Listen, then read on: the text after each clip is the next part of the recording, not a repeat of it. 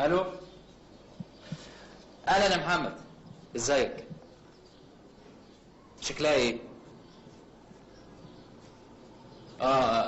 لا ما اعرفهاش. هجيب لك اصلها وفصلها. ماشي، مع السلامه. صورتك منوره المجله يا سلام.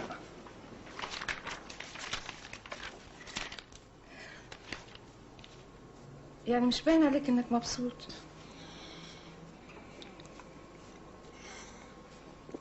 هو انا بعمل ده كله عشان مين؟ مش علشانك. كمان انت عارفه ان الراجل ليا وضعي وارتباطاتي العائليه. انا ما يهمنيش غير رضاك عني. مش باين. لو كانت الحكايه دي هتزعلك خلاص بلاش منها. انا مش فاضي للكاميرات والكلام الفاضي ده. اما بنبقى تحت النور الكلام اللي ملوش لازمه بيكتر. بس ده السبب؟ حشمت، انت عارف انا اتعذبت قد ايه عشان اقف قدام الكاميرا. من النهارده انا هحتكرك، يعني مفيش بهوات غيري ولا هلافيت هتجري وراكي. طب نمضي العقد بقى. طب وادي العربون.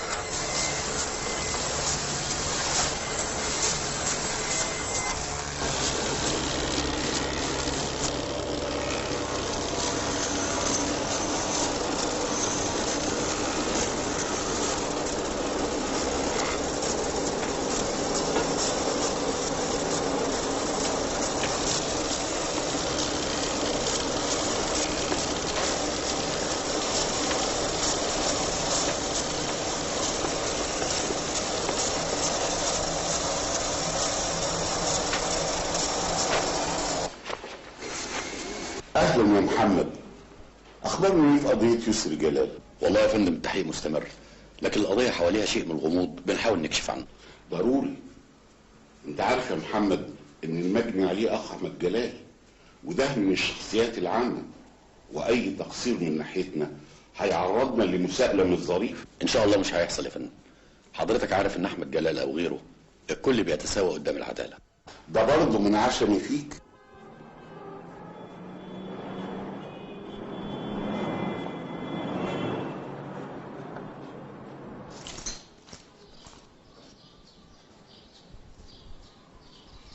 الله، ساعة جميلة قوي لو مظبوطة. ما تغلاش عليك يا سعاده البيه. طبعا، وانت تعبان في حاجة ما انت مهرب. عدم المؤاخذه يا بيه، احنا مش بتوع كده. امال بتوع ايه بالظبط؟ المخبرين ظبطوك وانت خارج بالساعات دي من باب المينا. اكيد كان غرضك شريف، والمخبرين هم اللي ظلموك، مش كده؟ على العموم انا مش هتكلم الا قدام المحامي بتاعي. محامي؟ ايه حكايه المحامي دي بقى؟ انت بتتفرج على كوجات في التلفزيون، ها؟ مش كده؟ ما هو الحق حق كمان يا سعاده البيه، انتوا ما تشطروش اللي على الضعفه اللي زي ولا هو فاهم انت بتكلمني، انت فاهم؟ ساعات ايه بس يا سعاده البيه؟ انت مبرشم يالا، انت مبرشم مرحومك، انا هخلي ده تطير، انت فاهم؟ مساء الخير. خدوا الواد ارموه في الحجز لحد ما ابطال. يلا.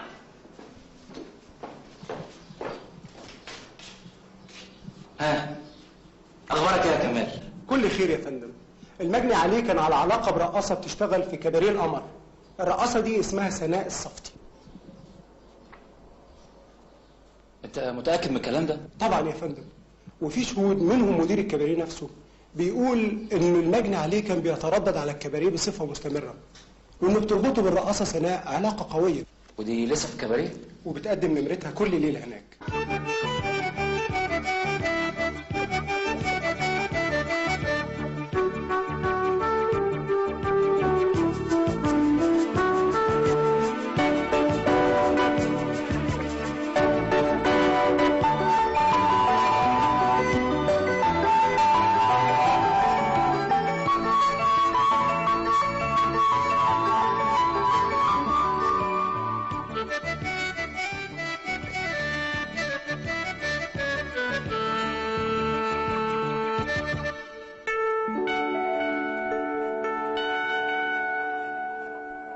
العشاء عندك في التلاجة. مش مهم. هو ايه اللي مش مهم؟ انت مش ناوي تتعشى ولا ايه؟ هنتعشى بره. نكتة بايخة. طب يلا يلا قومي البسي ما تضيعيش وقت. ايه ده انت بتتكلم جد؟ لا لازم سخن. يا ست انا مش سخنه ولا حاجه، انا كل الحكايه اني قبضت مكافاه كبيره. مكافأة؟ يعني كام؟ 100 جنيه. 100 جنيه؟ يبقى بلاش نسهر ونجيب حاجة ناقصة للبيت. زي ايه؟ زي كيتشن ماشين مثلا. هو 100 جنيه؟ لا هو مش ب100 جنيه، انما احنا ممكن نجيبه ارخص شويه. انت عارف مركزك ووظيفتك. يا نوال ارحميني، مش هتبقي انت والدنيا عليا. خلاص بقى، انا هخش البس قبل ما تغير رايك. هتسهرني فين؟ اي حته، يلا. لو بس تسمع كلامي يا صلاح هيبقى الحال غير الحال. عارف هتقولي لي اعمل زي جوز صاحبتك احلام اللي ساب البوليس وبيشتغل حر وبيكسب ده، مش كده؟ الله، ما انت حافظ الدرس كويس. وماله فيها ايه؟ اولا يا ستي جوز صاحبتك ساب البوليس عشان ظروفه الصحيه، ثانيا انا بحب البوليس وماليش مهنه تانية غيرها. مفهوم؟ وبصراحه بقى دي كانت امنيه ابويا. خلاص؟ قفل بس خلاص. انت كده الواحد ما يعرفش ياخد ودي معاك في الكلام. اللي في دماغك في دماغك. انا معاك ان الفلوس مهمه لكن مش كل حاجه. مثلا يعني فاضل كتير؟ لا خلاص.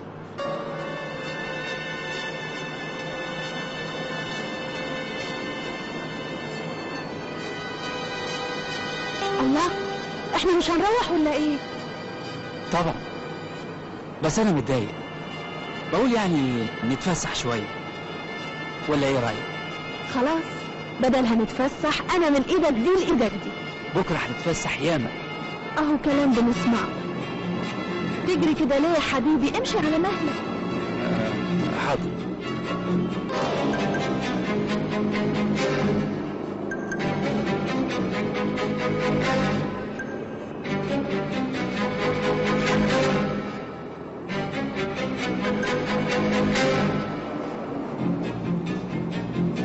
ما تفك رجلك شويه يا اسطى حسين. احنا عايزين نوصل بس مش للاخر. حاضر يا ست هاني. فاكر شهر العسل يا صلاح؟ كانت ايام جميله مش كده؟ طبعا طبعا. لا انت عقلك مش معايا خالص. لا ابدا والله. سامعك يا حبيبتي.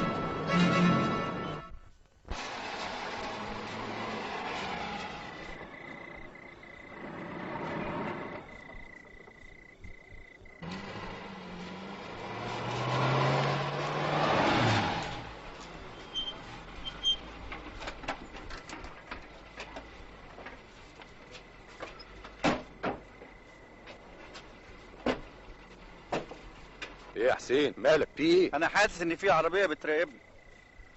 طب خش انت.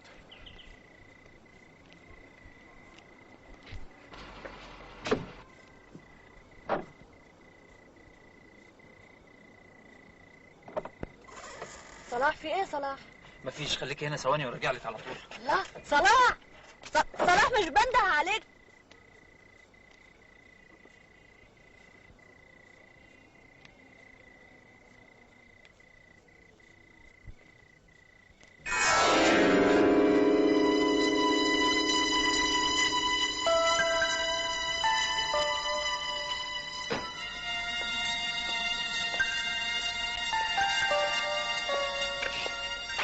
في حاجه يا استاذ؟ لا ابدا، اصل العربيه عطلت مني. عطلت منك؟ وماله؟ نشوفها. اتفضل.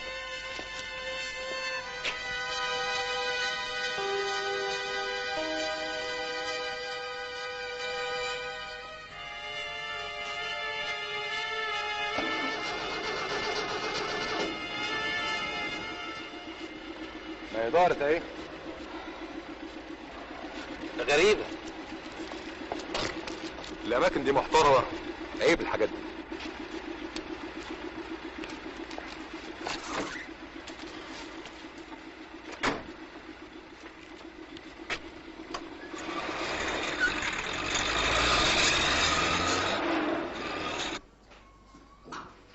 انا عيبه سمعت كلامك. انا كان قلبي حاسس من الاول ان المساله مش مساله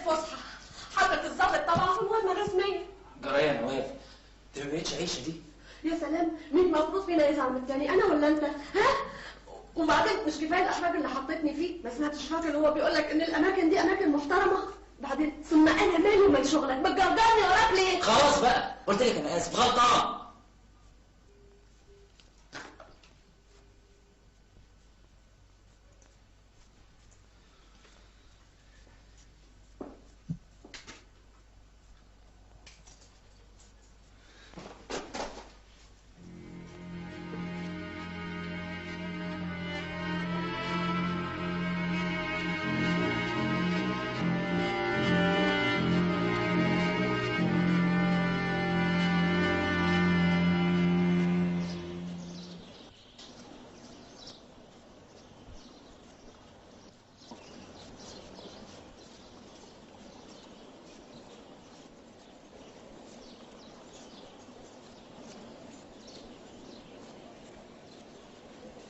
اهلا يا دكتور. حشمت بيه زماني جاي قبلك. أنا آسف إذا كنت جيت في ميعاد غير. يا خبر، ما تقولش كده، ده حشمت بيه بيعزك جدا. اقدر اسالك سؤال بس ما تزعلش مني؟ أوي أوي، اتفضلي. انت عندك كام سنه؟ أنا عندي 30 سنة. ودكتور؟ أصل أنا اتخرجت وأنا عندي 21 سنة. ما شاء الله، لازم كنت الألف في المدرسة. يعني مش بالظبط. اسمع يا يحيى، أنا عايزة أشوفك بره بعيد عن هنا. مش فاهم. هبقى أفهمك بعدين ونتفق. اهلا يا دكتور. أهلا يا فندم. خلاص جهزنا لك كل الاوراق المطلوبه للسفر، ما تشيلش اي هم. يا فندم أنا عاجز عن الشكر. ده عادي العمل، اول ما توصل هتستلم الشغل. ايه المرتب قليل؟ لا بالعكس، ده كويس قوي يا فندم. فاكر يا يحيى انا قلت لك انا محتاج لك تقف جنبي، وهو جه الوقت المناسب. انت مكلف بقضيه يسر جلال مش كده؟ مظبوط يا فندم. ايه رايك فيها؟ جريمة قتل واضحة زي الشمس. لا مش قتل. مش قتل ازاي يا فندم؟ امال يبقى ايه؟ شوف يا يحيى، انت زي ابني لسه صغير، ما انتش فاهم الدنيا كويس. انا ليا اعداء كتير وكل يوم يعملوا لي مؤامره، وحكايه القتل دي مؤامره، عشان كده عاوزك تقف جنبي. بس يا فندم. لا ما تردش على دلوقتي، فكر كويس قوي. ما تنساش مع الطياره قرب. سناء شوفي عربيه توصل الدكتور.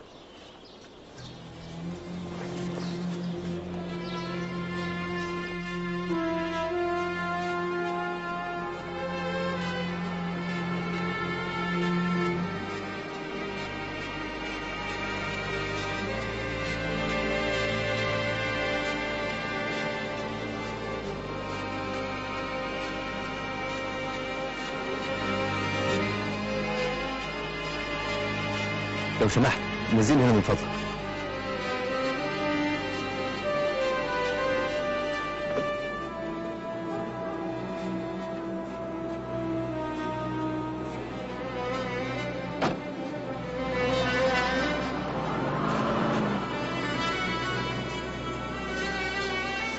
بابا كان يعرف واحد اسمه حشمت الشاهد. والدك كان بيشجع الانجليز وانا بشجع الالمان. انا طول عمري بحب الالمان.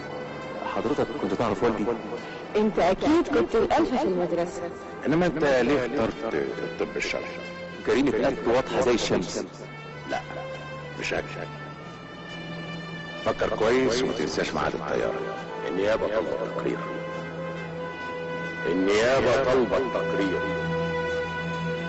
النيابة طلبت تقرير. مالك يا محمود؟ موضوع الدكتور يحيى شغلني شويه. لا تشغلش بالك بحاجات زي دي، كلهم في الاول بيقولوا كده. موضوع الشرف والامانه بيعملوهم التهاب في مخهم، لكن لما الواحد يقعد مع نفسه بيعقل. واذا ما كانش عاقل هيعقل غصب عنه لانه محتاج.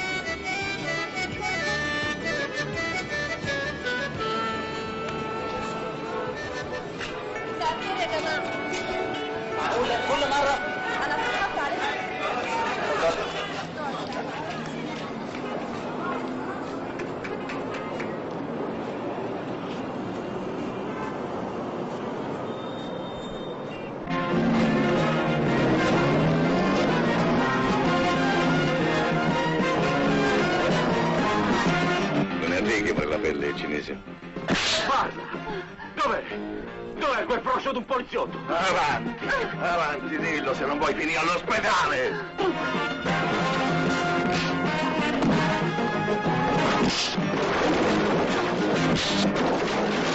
M'hanno detto che vuoi entrare in società con me. E ti hanno detto bene.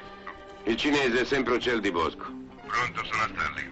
Lo sapevo che avresti telefonato. Allora sai anche che ieri sera hai evaso il cinese. Ti assicuro che se ti levassi dai piedi sarebbe meglio per tutti. Lasciatemi! Lasciatemi!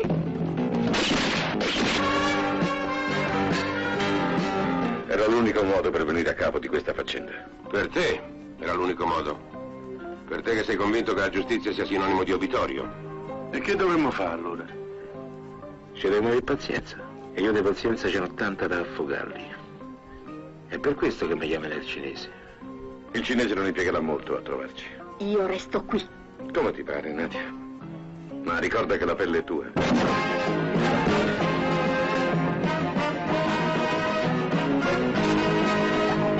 Quello stronzo del cinese mi ha scassato la minchia, io non lo sopporto più, capisci? Certo. Vedi, Frank, e devi capire che questa città, per tutte e due, è un po' piccola. Come sarebbe? Sarebbe bene che adesso in poi io mi voglio tenere Roma e tu te vieni a New York.